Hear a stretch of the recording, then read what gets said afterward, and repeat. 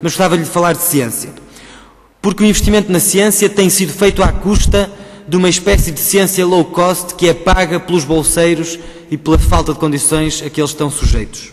Há 7 anos que as bolsas de investigação da FCT não sofrem qualquer atualização.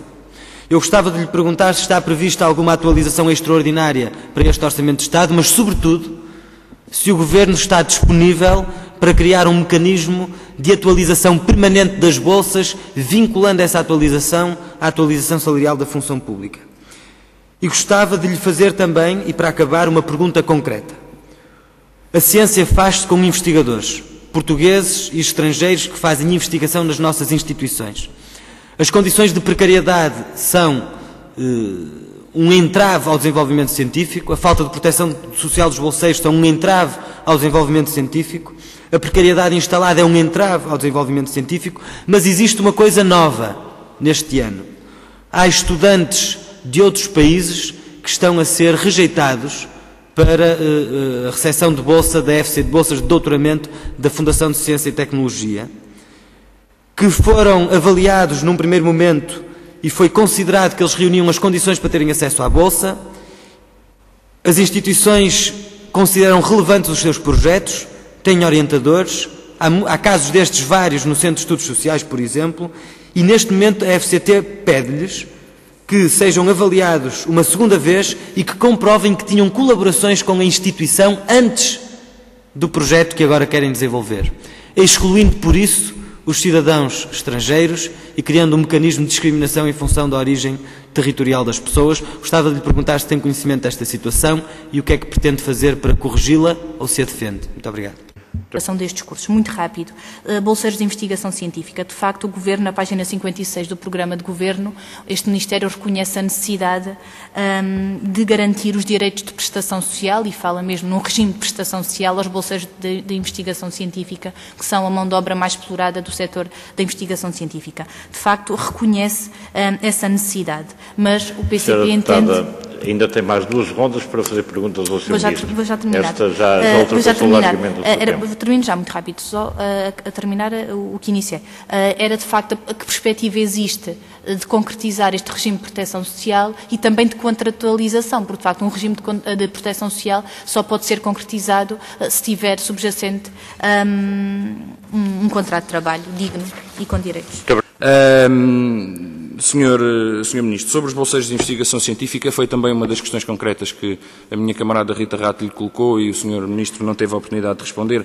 Pedi-lhe que justificasse, de certa forma, porque é que o programa do Governo, ou então que contrariasse e complementasse esse programa, porque é que o programa do Governo contempla, ou pelo menos abre, a possibilidade de abrir o regime geral da Segurança Social a estes bolseiros de investigação científica, mas não equaciona, em momento algum, converter este expediente, este mecanismo em verdadeiros contratos de trabalho, quando, na verdade, estas pessoas prestam serviço, são, na prática, investigadores ou técnicos no sistema científico e tecnológico nacional.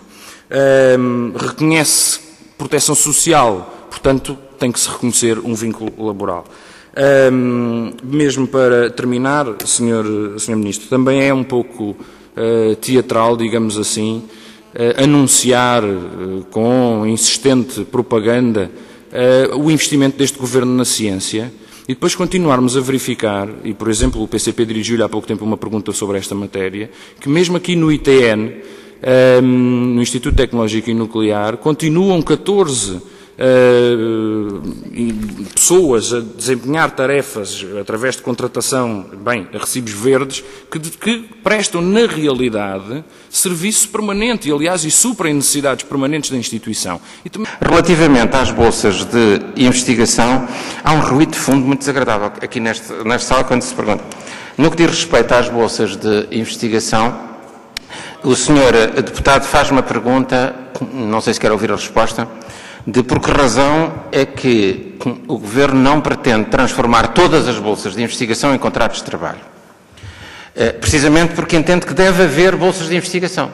Deve haver bolsas de investigação. Há pessoas que são bolseiros, que estão inscritos numa universidade para fazer um doutoramento, são estudantes, estão inscritos e, portanto, devem beneficiar das vantagens que um bolseiro tem, que designadamente não paga imposto sobre rendimentos, etc., durante esse período. Aliás, essa é a orientação que foi aprovada na União Europeia nessa matéria. E a tendência e a orientação que foi aprovada na União Europeia é aquela que está plasmada no nosso programa de governo.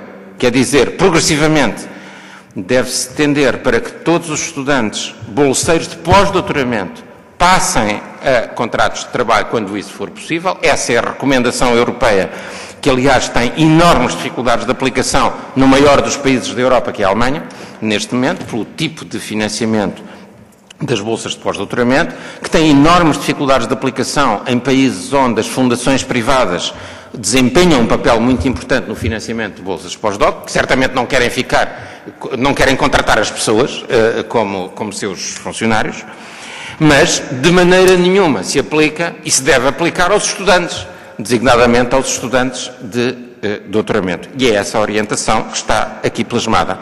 A tendência para a funcionarização geral de toda a prestação de serviços e designadamente de todos os estudos é uma constante da sua bancada, com a qual estou completamente em desacordo, aliás, que conduziu no passado o sistema público de investigação em Portugal ao estado de paralisia de que tivemos de o reformar.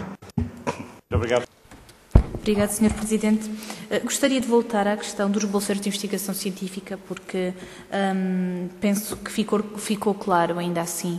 Eu gostaria de reafirmar que o PCP não entende que todos os bolseiros de investigação científica tenham um contrato de trabalho. Não é isso que nós dissemos. Nós dizemos é que no caso de ser bolseiro de investigação científica, mas desempenhe funções permanentes numa instituição e no sentido de se garantir e fiscalizar.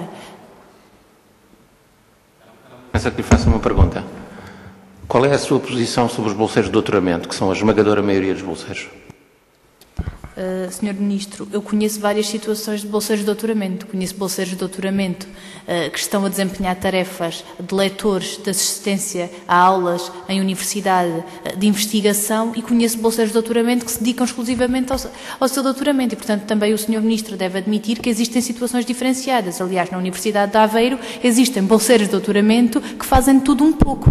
E, portanto, no caso de serem essenciais para a sobrevivência do Serviço de Investigação Científica naquela unidade de investigação, o Sr. Ministro há de reconhecer que têm tanto direito ao subsídio de maternidade, como ao subsídio de desemprego, como ao subsídio de férias, como ao subsídio de Natal, como qualquer outro trabalhador, quando se confirme que aquele vínculo deverá ser permanente, porque o posto de trabalho é permanente e é insubstituível para a sobrevivência daquele caso. Eu penso que fui clara relativamente a esta matéria.